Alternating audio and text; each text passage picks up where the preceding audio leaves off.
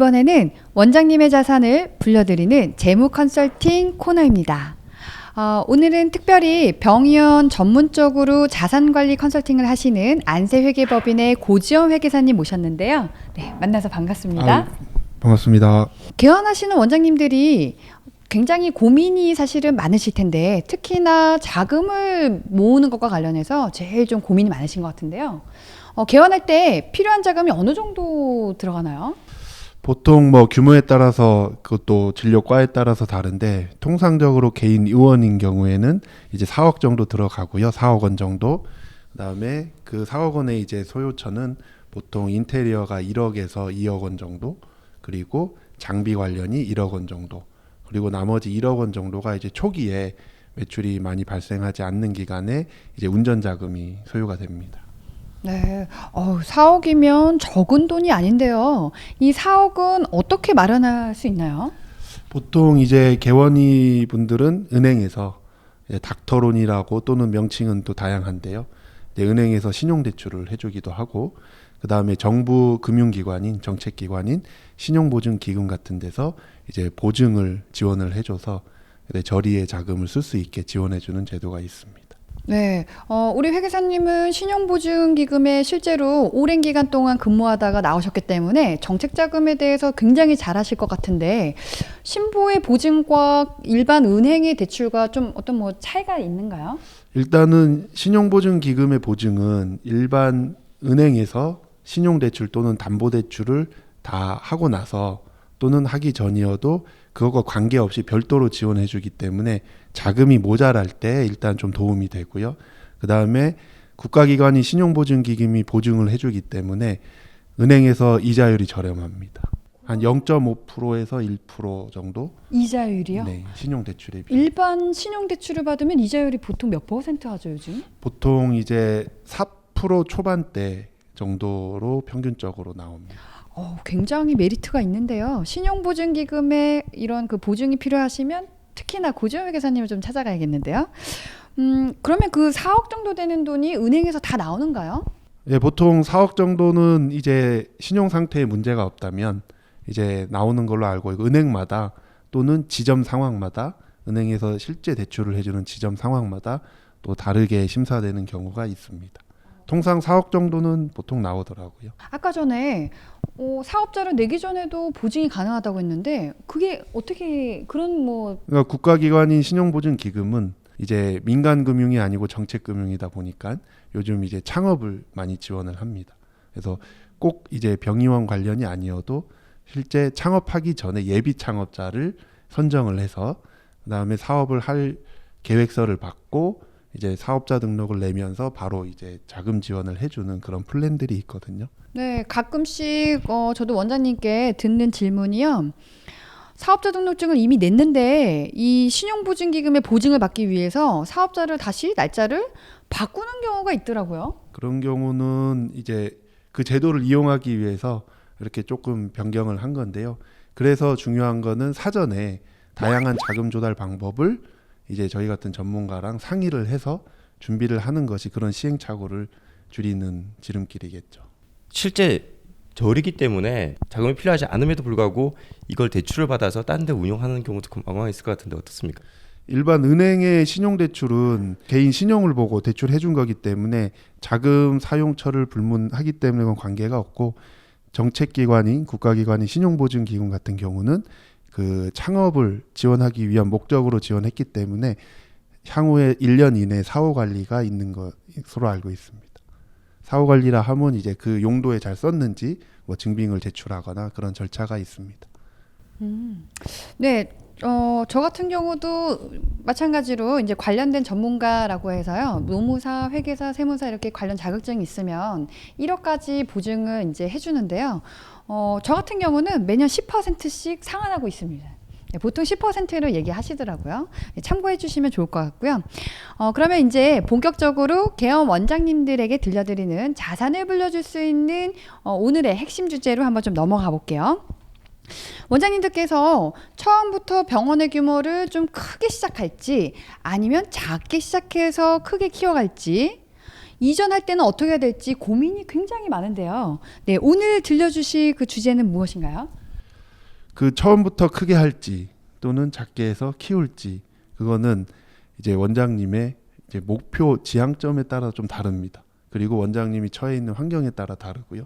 그래서 그 처한 환경과 원장님의 재정적인 능력 그리고 목표하는 중장기 계획이 이제 실현 가능할 때는 그거에 맞춰서 크게 시작해도 좋고요. 근데 그게 이제 목표는 조금 크게 하고 싶으신데 재정적인 여력이라든지 지금 현재 자원이 크게 시작하기에는 버거울 때는 크게 시작했다가 이제 자금이 부족해서 좀 어려움에 처한 경우가 상당히 많습니다. 그리고 예상대로 이제 우리 환자분들이 많이 유치가 안 되면 또 큰 어려움에 봉착하기 때문에 현재 상황을 정확히 진단하는 게 필요하고요. 그런 일들을 저희가 많이 하고 있습니다. 근데 사실 개원 전이라서 진단한다는 게 좀 감이 안 올 것 같은데요. 그 진단을 어떻게 할 수 예를 있나요? 들면은 위치적인 지리적인 입지가 가장 중요하고요. 동네의 그 인구 통계학적인 어떤 분들 어떤 연령층 또 어떤 질환 우리 보건복지부에서 그런 국가 의료 통계는 다 공시를 하고 있습니다. 그런 이제 공공 데이터를 활용하고 그 다음에 가장 중요한 거는 동일 진료과 그래서 얼마만큼이 있고 또 현재 환자들은 어느 정도 유입되고 있는지 그런 것도 분석을 해야 과연 목표한 환자분들이 실제로 진료받으러 오실지 그 예측이 가능합니다. 근데 굉장히 그 어려우면서도 좀 아직까지는 감이 안 오는데요.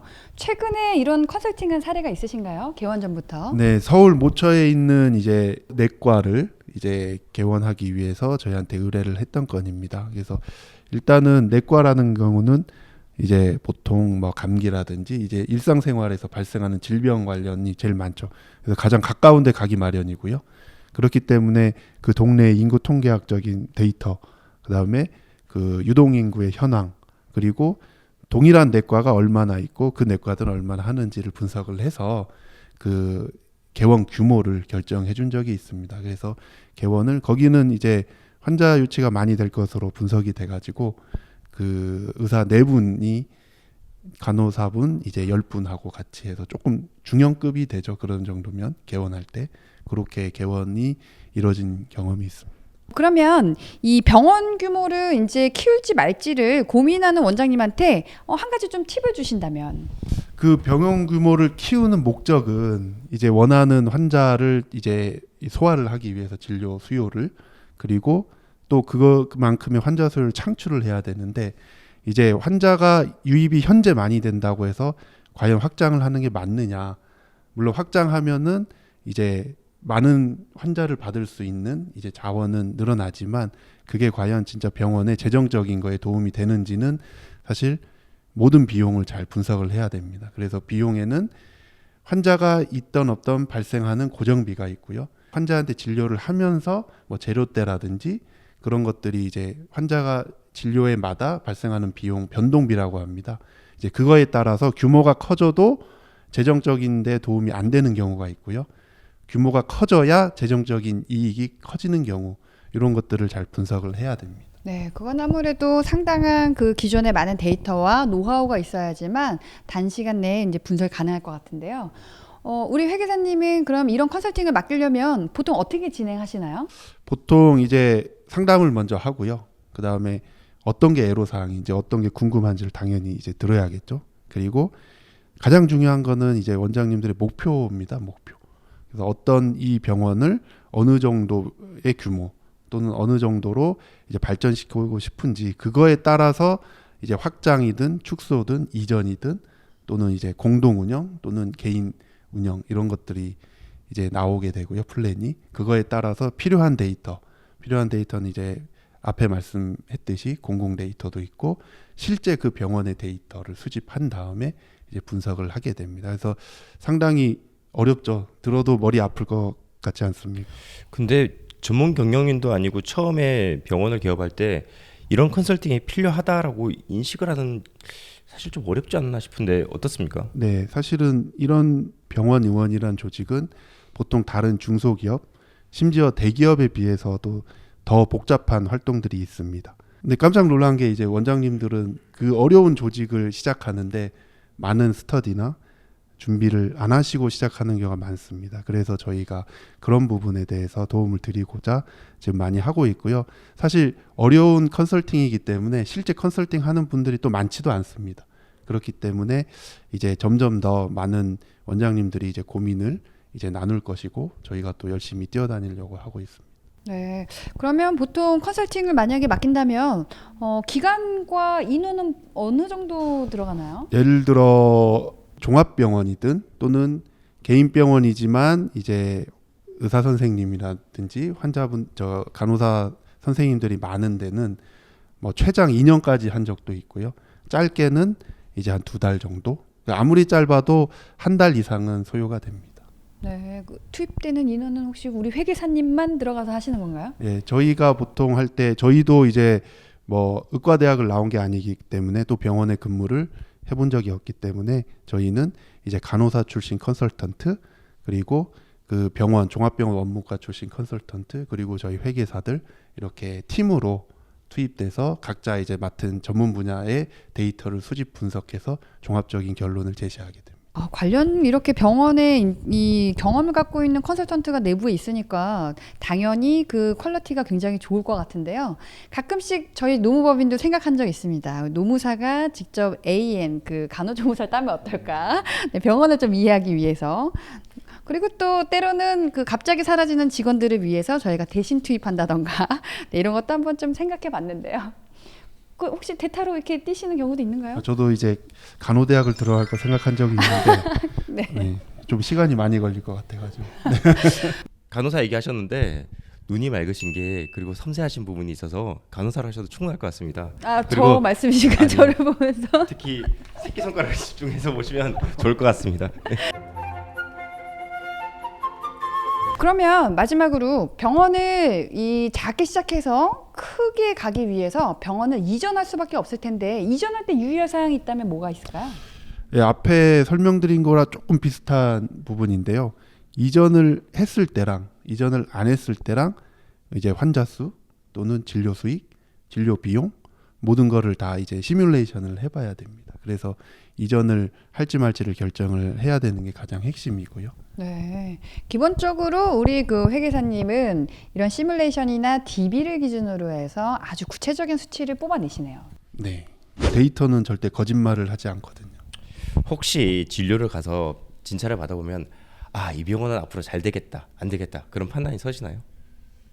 예, 당연히 뭐 환자 여러분들도 당연히 가보면 그런 느낌이 있을 겁니다. 안 되는 것 같은 그런 병원은 이제 동선이 꼬이죠. 일단은. 그리고 이제 갈 때마다 일관된 그 흐름이 없습니다. 똑같은 병원을 오늘 가고 일주일 후에 가는데 그때마다 좀 달라집니다. 잘 되는 병원은 항상 똑같은 절차, 똑같은 속도, 똑같은 이제 진료가 이루어지는 이게 체계적인 그런 느낌이 들죠. 아까 이정희 대표님이 말씀하셨던 시스템 경영일 수도 있을 것 같은데 아마 그 연구 소장님께서 컨설팅 해주신 병원 아닐까요? 그럴 수도 있고. 네, 저도 마찬가지로 개원 전부터 많은 원장님들을 찾아뵙고 실제로 이후에도 잘 운영하시는 그런 원장님도 계시고 좀 어려움을 겪는 원장님도 많이 보는데요. 제가 이제까지 봤던 너무나 잘 되는 사례는 6개월 만에도 한 층을 더 임대 내서 또 페이닥터를 또 고용하고 훨씬 더 확장해 나가는 그런 원장님도 많이 봤습니다. 그래서 많이들 물어보세요. 어떻게 저렇게 성공할 수 있느냐, 성공 요인이 뭔지. 제가 노무 관점에서 봤을 때는 특히나 그 내부의 직원을 잘 챙겨줄 수 있는 사람이 굉장히 중요한데요. 특히 사모님이 이렇게 병원 내부에서 잘 관리해 주시는 경우 정말 잘 되더라고요. 사람 관리가 답인 것 같습니다. 노무 관점에서. 이제 마지막으로 그럼 에피소드로 한번 좀 넘어가 볼 건데요. 회계사님께 컨설팅을 받고 나서 매출도 늘었지만 이익은 훨씬 더 늘어난 그런 사례가 있으시다고요? 네. 그래서 뭐 제가 이제 마케터나 마케팅 전공자가 아니어서 환자를 더 많이 유치한 그런 건 아니고요. 결국 비용에 관한 문제인데 그 비용을 분석하다 보면 똑같은 활동을 하는데 어떤 부분이 더 많이 들어가는 그런 불필요한 비용을 찾아낼 수가 있습니다. 그래서 확장이든 이전이든 또는 현재 그 자리에서 같은 규모로 하더라도 그 비용 분석을 하다 보면 그 필요 없는 비용을 찾아내서 그거를 줄이면은 이제 매출이나 또 진료 수익 증가분보다 훨씬 더 많은 이익이 늘어날 수 있습니다. 뭐 가장 불필요한 이런 디테일한 내용들은 상담을 직접 받아보시면 좋을 것 같고요. 그러면 수치적으로 실제로는 얼만큼 매출과 이익이 늘어난 건가요? 네, 제가 이제 사례 중에 하나 기억나는 사례가 이제 신관을 지으면서 이제 환자분들이 많이 유치돼서 매출이 진료 수익이 이제 2배가 는 사례가 있습니다. 그럼 보통 이익도 같이 따라는다고 생각하는데 원가 분석을 해서 불필요한 비용을 줄인 다음에 이익의 규모는 그 전에 대비해서 3.5배가 늘어난 그런 케이스가 있습니다. 네, 매출을 높이는 것만큼 환자가 많아지는 것만큼 더 중요한 게 비용 관리일 수도 있겠네요. 네, 그렇죠. 네, 오늘 이렇게 우리 원장님의 자산을 불려줄 수 있는 좋은 팁을 말씀해주신 우리 회계사님 감사합니다. 네, 감사합니다.